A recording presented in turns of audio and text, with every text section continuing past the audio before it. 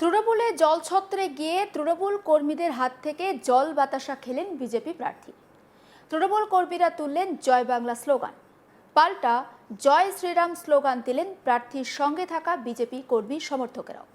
গত কয়েক বছর ধরে বলা ভালো, তৃণমূল সরকার ক্ষমতায় আসার পর থেকে রাজ্যে ধীরে ধীরে রাজনৈতিক সৌজন্যের বিষয়টি কমতে শুরু করে, আর ভোটের মুখে সেই সৌজন্য কার্যত হারিয়ে যায়। সে কথা আর বলার অপেক্ষা রাখে না। মন্তব্য, পাল্টা মন্তব্য, কুকথা, এসব যেন কয়েক গুণ বেড়ে যায় ভোটের মুখে। শাসক বিরোধী উভয় পক্ষই ভোটের জন্য কার্যত রণংদেহী মুডে চলে আসে। কিন্তু রাজনীতির এই তপ্ত পরিবেশের মধ্যেও কিছু কিছু ব্যতিক্রম থেকে যায়, যা আমাদের মনে করিয়ে দেয় রাজনীতিতে মতাদর্শ আলাদা হতে পারে, কিন্তু রাজনীতিতেও সৌজন্য আছে। আর সেটা মেনে চলাই ভারতের গণতন্ত্রের পক্ষে একটা সুস্থ লক্ষণ। আপনারা নিশ্চয়ই ভাবছেন কেন এসব কথা বলছি, তাহলে শুনুন। সম্প্রতি দেখা গিয়েছে রাজ্যে বিজেপির এক প্রার্থী, তিনি নীলষষ্ঠীর পুজো দিতে গিয়ে মন্দিরে গিয়েছিলেন। পুজো দেওয়ার জন্য মন্দিরে আগত পুণ্যার্থী আর স্থানীয়দের সঙ্গে জনসংযোগ শুরু করেন তিনি। মন্দিরে উপস্থিত সন্ন্যাসীদের মালা পরিয়ে জল দিয়ে পা ধুয়ে দিতেও দেখা যায় তাকে। এরপরই আসল বিষয়, মন্দির চত্বরে থাকা তৃণমূলের একটি জলছত্রে গিয়ে জল বাতাসাও খান বিজেপি প্রার্থী। বিজেপি কর্মীরা জয় শ্রীরাম স্লোগান দেওয়া শুরু করলে অপর দিক থেকে তৃণমূল কর্মীরাও জয় বাংলা স্লোগান দিতে শুরু করেন। কিন্তু হঠাৎ তৃণমূলের জলছত্রে গিয়ে জল বাতাসা কেন খেলেন? বিজেপি প্রার্থীর দাবি, এটা পুরোটাই একটা রাজনৈতিক সৌজন্য। এই ঘটনা ঘটেছে হুগলি চুঁচুড়ায়। চুঁচুড়ার বিজেপি প্রার্থী সুবীর নাগ নীলষষ্ঠীর পুজো দিতে সোমবার 13 এপ্রিল চুঁচুড়ার ষণ্ডেশ্বর তলার মন্দিরে যান। প্রথমে শিব মন্দিরে তিনি যান, সেখানে শিব ঠাকুরের মাথায় জল ঢালেন। পরে ফুল বেলপাতা দিয়ে পুজো করেন সুবীর নাগ। মন্দিরে উপস্থিত 7 জন সন্ন্যাসীকে মালা পরিয়ে পায়ে জল ঢেলে দিয়ে তাদের পা ধুয়ে দেন।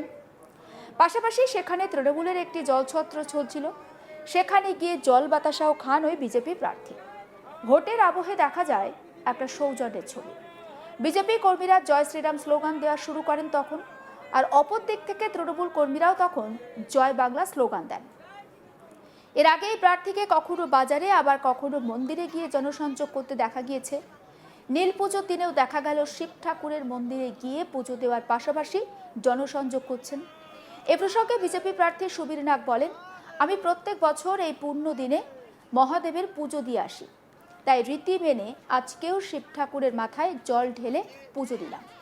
কিন্তু এবছর যেহেতু আমি বিজেপির প্রার্থী, তাই একটু অন্যরকম লাগছে। নানান মানুষ আমার কাছে আসছে, তাদের অভাব অভিযোগ জানাচ্ছেন। আগামী দিনে আমি জয়ী হলে সেগুলো মেটানোর চেষ্টা করব। তবে তৃণমূলের জলছত্রে গিয়ে জল বাতাসা খাওয়াটা রাজনৈতিক সৌজন্য বলে দাবি করেন বিজেপি প্রার্থী সুবীর নাগ। শোনাবো সুবীর নাগের বক্তব্য। ষণ্ডেশ্বর মন্দিরে আজকের দিনে পুজো দিতে আসি, এটা বিশেষ কিছু নয়। তবে এবছর বিশেষ মনে হচ্ছে কারণ একটাই, আমি চুঁচুড়া বিধানসভার ভারতীয় জনতা পার্টির প্রার্থী, তাই সবার সাথে আসছি, জনসংযোগ হচ্ছে, মানুষের সাথে সম্পর্ক হচ্ছে, তার সাথে বাবার আশীর্বাদ পূজা করলাম। ষণ্ডেশ্বর বাবার মাথায় জল ঢেলে আমাদের চুঁচুড়াবাসীর মঙ্গল কামনা করলাম। দাদা, একটা বাংলায় কথা আছে, ভোট বড় বালাই, সেই জন্যই কি ছুটে বেরোনো সমস্ত প্রার্থীরাই? এটা অন্য কারোর ক্ষেত্রে হতে পারে। আমি এই মন্দিরের সাথে ওতপ্রোতে যুক্ত।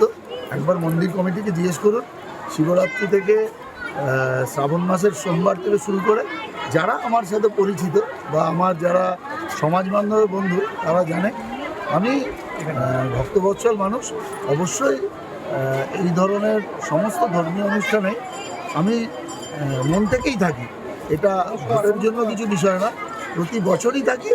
এবছর হয়তো বেশি মানুষের আগ্রহ আছে আমাকে দেখবার, তাই বেশি মানুষের সাথে সংযোগ হচ্ছে। শুধু প্রেক্ষাপটটা আলাদা, কিন্তু এই পুজো দেওয়া বা বাবার মাথায় জল ঢালতে আসা, এটা বছরে অন্তত 8-10 বার হয়।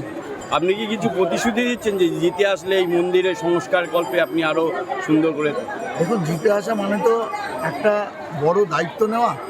আমার এখানে যা কিছু ভগ্নপ্রায় মন্দির যা আছে সবগুলোই সংস্কার করার চেষ্টা করব। হ্যালো, সর্বোপরি আমার কোনো মন্দিরের চাতালে কেউ মোমবাতি ধূপ জ্বালবেন না। আমার একটাই বিষয় যে নির্দিষ্ট স্থানে সবাইকে ভালো রাখার এবং সবাইকেই যাতে তার যোগ্য পাওনা পায় এটাই। পুরো বিষয়টি নিয়ে আমার কলিগ পার্থ রাহা তার রিপোর্টে কি তুলে ধরেছেন সেটাও দেখাবো। এবার প্রচারে বেরিয়ে সরাসরি তৃণমূলের জলছত্রে চলে গেলেন বিজেপি প্রার্থী। তা দেখে অবাক এলাকার বাসিন্দারা। বিজেপি প্রার্থী সুবীর নাগ তিনি প্রচারে বেরিয়েছিলেন। আজ নীল পুজোর দিন তিনি ষান্ডেশ্বরতলা মন্দির সেখানে পুজো দিতে যান। সেখানে পুজো দেওয়ার পর তিনি সেখানে যে সন্ন্যাসী ছিলেন, 7 জন সন্ন্যাসী, তাকে পায়ে হাত দিয়েও পায়ে জল দিয়ে ধুয়ে দিয়ে প্রণাম করতে দেখা যায় সুবীর নাগকে। এরপরে কিন্তু সেখানে তৃণমূলের একটি জলছত্র চলছিল, সেখানে আচমকায় ঢুকে পড়েন বিজেপি প্রার্থী।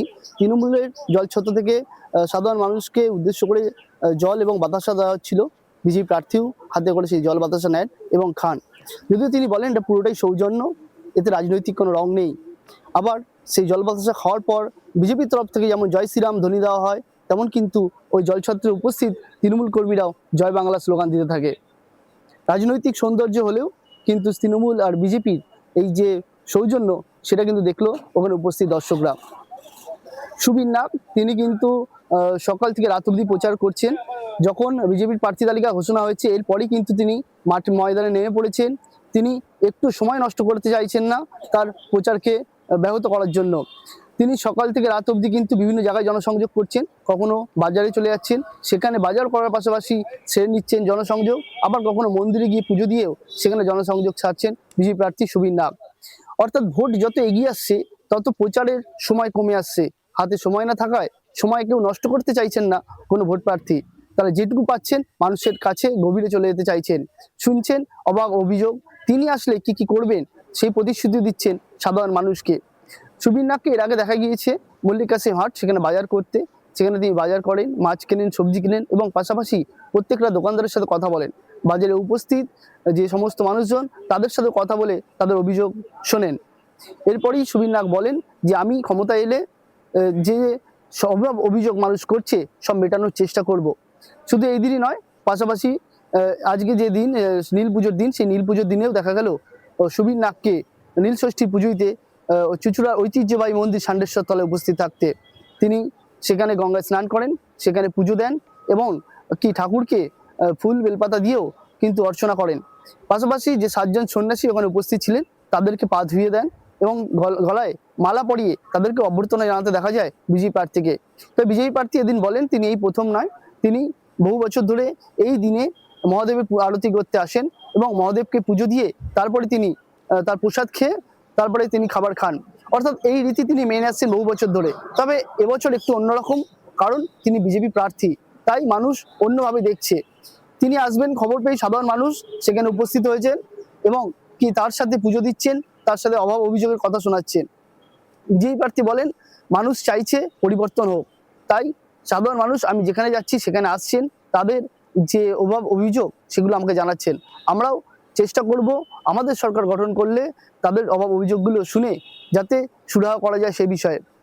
বিজেপি প্রার্থী সুবীর নাগ তিনি যেটা জানাচ্ছেন যে তার কোনো রাজনৈতিক দলের সাথে কোনো মতবিরোধ নেই বা কোনো ব্যক্তিগত মতবিরোধ কারোর সাথে নেই। তাই তিনি দেখলেন যে এই দিন তৃণমূলের পক্ষ থেকে একটি জলছত্র করা হয়েছিল, সেই জলছত্রে খাবার খাচ্ছিলেন, জল দেওয়া হচ্ছিল সাধারণ মানুষকে উপলক্ষে। সেই জলছত্রে তিনি প্রবেশ করেন। তিনি সেই জলছত্রে প্রবেশ করার পর তাকে জল বাতাসা দেয় তৃণমূল কর্মীরা, তিনি সেটা গ্রহণ করেন। এতে রাজনীতির কোনো রং নেই, কারণ ভোট আসুক আর যা আসুক সারা বছর একটা সৌহার্দ্য বজায় রাখার কিন্তু প্রয়োজন।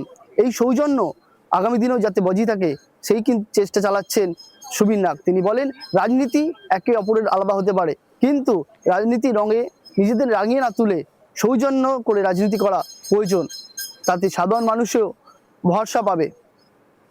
এরপর আগামী দিনে সুবীর নাগ তিনি আর কি কি প্রচার করেন বা কি করতে চলেছেন সেদিকে তাকিয়ে রয়েছে চুঁচুড়াবাসী। সমস্ত আপডেটের জন্য নজর রাখুন আজ তাক বাংলা, সাবস্ক্রাইব করতে ভুলবেন না।